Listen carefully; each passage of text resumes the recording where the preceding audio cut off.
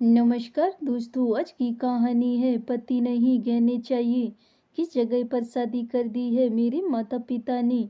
ऐसा निकम्मा पति मिला है जो एक ढंग का तोहफा भी नहीं दे सकता।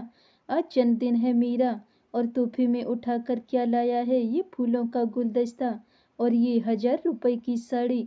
शादी की इन 16 सालों में कोई साल तो ऐसा गया हो जिसमें कोई गहना ला कर दिया हो। इससे तो मेरी सहेली मीना ही ज़्यादा अच्छी है। उसका पति हर बर्थडे पर कुछ ना कुछ गहना उससे तोहफे में देता है।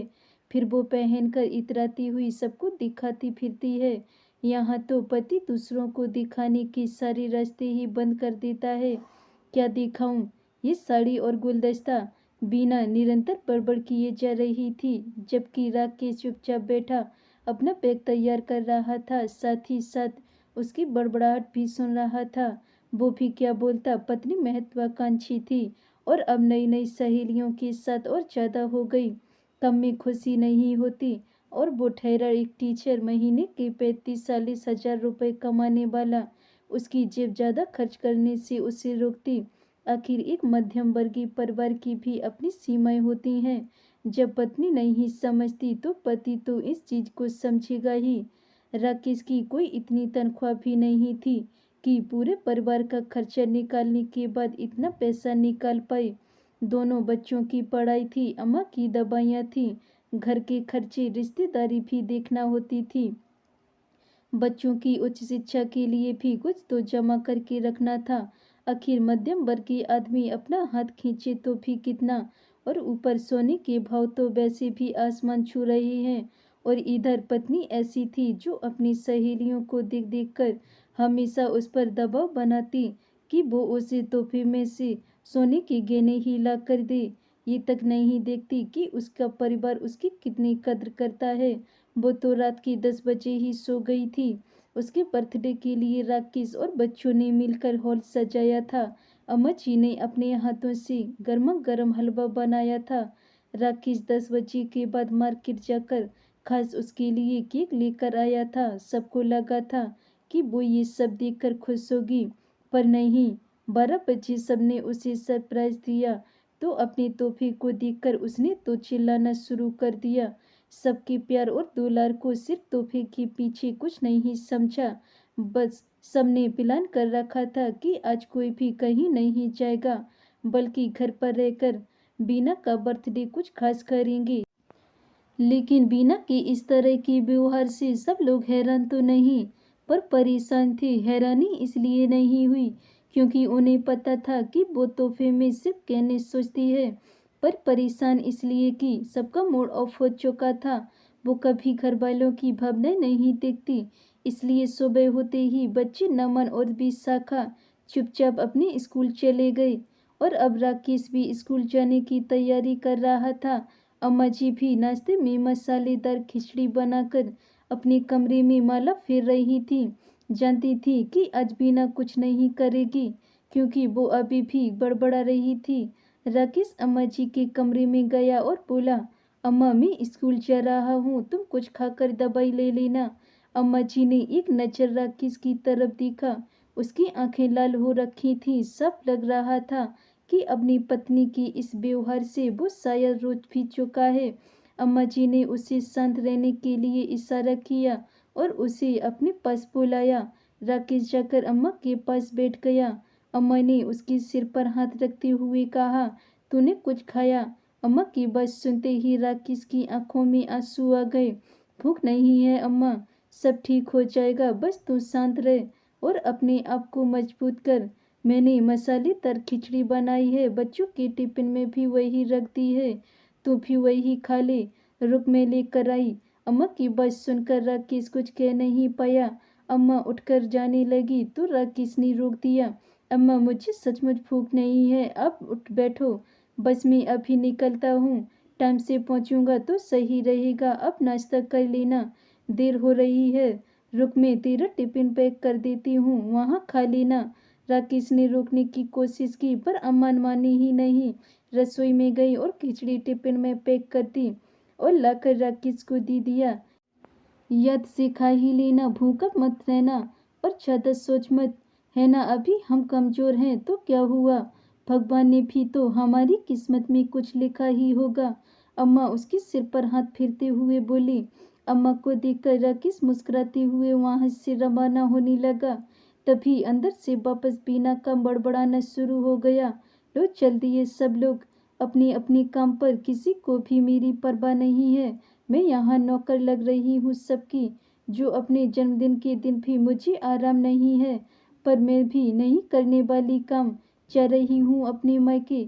पता नहीं ऐसे लोग जो अपनी बीवी के शौक पूरे नहीं कर पाते तो शादी करते ही क्यों हैं। अचानक ये शब्द राकेश के कान में पड़े तो दोबारा उसका मूड खराब हो गया। अम्मा तुम कहो तो तुम्हें मौसी के घर छोड़ दूँ। हम लोग तो चलो अपने अपनी जगह चले जाएंगे, लेकिन तुम्हें दिन भर इसको झेलना पड़ेगा। कोई बात नहीं बेटा, तू चिंता मत कर, तुम बस शांत मन से अपने काम पर जा। वैसे भी ये तो अपने मायके जा रही है तो शांति रहनी ही है, फिर बच्चे भी तो घर पर आएंगे, वो कहाँ जाएंगे। अमन ने कहा और राकेश को वहाँ से ऑफिस स्कूल के लिए रवाना कर दिया और अपने कमरे में आ गई। अभी राकेश को गए कुछ देर ही बीती थी कि बीना भी वहाँ से रवाना हो गई। बीना के जाते ही अचानक अम्मा जी का मोबाइल बज उठा। किसी अनजान का फोन था। उसने कहा कि राकेश का एक्सीडेंट हो गया। अम्मा रोती हुई बीना को फोन कर लगाने लगी। बीना ने फोन तो उठाया, लेकिन अम्मा जी की बात सुने बगैर ही बोलना शुरू कर दिया। अम्मा जी आप चाहे कुछ भी कहें, मैं नहीं रुकने वाली। मैं अपने मायके जा रही हूँ, कम से कम आप लोगों से अच्छा जन्मदिन तो मेरे माता पिता ही सेलिब्रेट कर देते हैं। बहू वह इसके आगे अम्मा जी बोल ही नहीं पाई, क्योंकि बीना ने फोन काट दिया। अम्मा जी बार बार फोन ट्राई कर रही थी, लेकिन बीना ने फोन ही नहीं उठाया। आखिर थक हार कर अम्मा जी पड़ोस में रहने वाली माया जी के घर पहुंची और वहां जाकर उस फोन कॉल के बारे में बताया। अरे भाभी जी कौन से अस्पताल में एडमिट करवाया है? उसने ये नहीं बताया। मैंने तो पूछा ही नहीं। मेरे तो एक्सीडेंट का नाम सुनकर ही हाथ पैर फूल गए थे। अम्मा ने रोते हुए कहा, लाइए आपको फ़ोन दीजिए, मैं जरा फ़ोन करके पूछती हूँ उस नंबर पर। माया जी ने फ़ोन करके बात की और सारी इन्फॉर्मेशन इकट्ठा करके माया जी को लेकर अस्पताल पहुंची। साथ ही अपनी बहू को राकेश के घर की चाबी दे दी, ताकि जब दोनों बच्चे आ जाएं तो उन्हें घर की चाबी दे दें। अस्पताल पहुंचकर देखा तो राकेश के सिर पर हल्की चोट लगी थी और बाएं हाथ में फ्रैक्चर था। भगवान का शुक्र था कि उसे ज़्यादा चोट नहीं आई थी। हॉस्पिटल जाकर भी अम्मा ने दोबारा बीना को फ़ोन लगाया, लेकिन उसने फ़ोन नहीं उठाया तो अम्मा ने भी थक हार कर फ़ोन लगाना बंद कर दिया। इधर बच्चे जब घर पहुंचे तो उन्हें पता चला कि राकेश का एक्सीडेंट हो गया है, इसलिए अम्मा हॉस्पिटल गई हैं। तो 7 साल नमन रोने लगा, यहाँ तक कि 15 साल की विशाखा भी घबरा गई। तब माया जी की बहू ने अम्मा से विशाखा की बात करवाई। अम्मा ने विशाखा को समझाया कि ज़्यादा परेशान होने की ज़रूरत नहीं है, पापा को हल्की फुल्की चोट लगी है, शाम तक छुट्टी मिल जाएगी।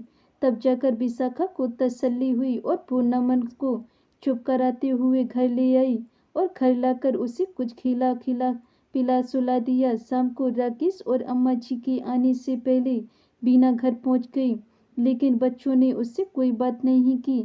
लेकिन अम्मा जी को घर में ना देखकर बीना ने पूछा, तुम्हारी दादी कहाँ गई हैं और तुम दोनों अकेले घर पर क्यों हो? मैं कहकर तो गई थी मैं अपने मायके जा रही हूँ, फिर भी ना जाने कितनी बार फोन लगा दिया और अब तुमको अकेले छोड़कर चली गई। उसकी बात सुनकर विशाखा को बहुत गुस्सा आया। वो अपने कमरे में गई और अपने कमरे में से अपना और नमन का दोनों का गुल्लक उठाकर ले आई और उसके सामने रखते हुए बोली, मम्मी आपको कहने चाहिए ना, ये 2 गुल्लक हैं, इन्हें फोड़ लो और जो भी पैसा निकले उसे अपने लिए गहना खरीद लेना। जानती हूँ मैं कि इसमें पैसा कम है, लेकिन वादा करती हूँ कि जब बड़े होकर कमाने लग जाऊंगी ना तो आपको गहने दिलवा दूंगी। पर कम से कम भगवान के लिए घर में शांति रहने दो। यूं हर समय पापा के पीछे मत पड़ी रहा करो। आज आपकी अब की बार बीना ने विशाखा को चिल्लाते देखा था और वह भी अपने पापा के पक्ष में। ये देखकर बीना और ज्यादा तिल मिला गई। ओ तो अब ये सिखाया जा रहा है तुम्हें मेरी खिलाफ। अरे एक औरत अपने पति से अपनी जरूरत के लिए नहीं बोलेगी तो किससे बोलेगी। तुम भी तो 15 साल की हो गई हो, क्या तुम्हें समझ नहीं है। अपनी माँ से बोलने की तमीज नहीं तुम्हें। तमीज की बात तो आप कीजिए ही मत मम्मी। हमने पूरी रात आपके लिए कितनी मेहनत की लेकिन आपको वो सब नहीं दिखा। आपको दिखा तो सिर्फ की तोहफे में सोने के गहने। आपकी सहेलियां क्या करती हैं हमें उससे कोई लेना देना नहीं, लेकिन आप क्या करती हो इससे हम सबको फर्क पड़ता है। अब आज पापा कितनी टेंशन में घर से निकली थी, रास्ते में उनका एक्सीडेंट हो गया और आपको अभी भी अपने तोहफे की पड़ी है। एक्सीडेंट कैसे हो गया एक्सीडेंट, मुझे बताया क्यों नहीं। अम्मा आपको बार बार फोन लगा रही थी ना, आपने एक बार फोन उठाकर पूछना भी ठीक नहीं समझा कि वो फोन क्यों लगा रही थी। आपको ठीक लगेगा भी क्यों, आपको तो कहनी चाहिए पति से आपको क्या लेना देना। अपनी बेटी के बात सुनकर बीना शॉक्ड रह गई। तब तक अम्मा और माया जी राकेश को साथ लेकर वापस घर लौट आए। राकेश को देखते ही बीना उसके पास दौड़ती हुई गई और बोली आप ठीक तो है ना, ज्यादा चोट तो नहीं आई। लेकिन उससे देखकर राकेश ने कुछ नहीं कहा, बस अम्मा से ही बोला अम्मा मैं आराम करना चाहता हूँ, कहकर वो अपने कमरे में चला गया। माया जी भी अपने घर रवाना हो गई। पर अम्मा बीना से बोली बहू तुझे पति नहीं गहने चाहिए ना, ये मकान बेचकर तुझे तेरे गहने दिलवा दूंगी। हम किराए के मकान में रह लेंगे पर मेरे बेटे को चैन से रहने दे। आज वो रोक कर गया है घर से सिर्फ तेरी जिद के कारण। एक बार उसके बगैर अपनी जिंदगी सोच कर देख, क्या तुम अकेली घर की जिम्मेदारी उठा लोगी। ऐसा तोहफा ही किस काम का जो किसी की जान पर ही बन जाए। अम्मा जी की इस सवाल से ही बीना शहर गई और रोती हुई अपने कमरे में आ गई और राकेश से बोली मुझे कोई कहने नहीं चाहिए, तुम हो तो सब कुछ है, मुझे माफ कर दो। बीना की बात सुनकर राकेश मुस्कुरा दिया। बीना तुमने मुझे समझा वही बहुत है। हम मध्यम वर्ग के लोगों की अपनी एक सीमा होती है, हम कितनी ही कोशिश कर लें उसके आगे बढ़ ही नहीं पाते बस। और मुझे कुछ नहीं चाहिए। और आखिर राकेश ने भी बीना को माफ कर दिया। धन्यवाद दोस्तों, अगर ये मेरी कहानी आपको पसंद आई हो तो वीडियो को लाइक कमेंट शेयर जरूर करें। अगर चैनल पे नए हैं तो चैनल को सब्सक्राइब कर लें। मिलते हैं ऐसी और नई कहानियों के साथ, तब तक के लिए बाय बाय।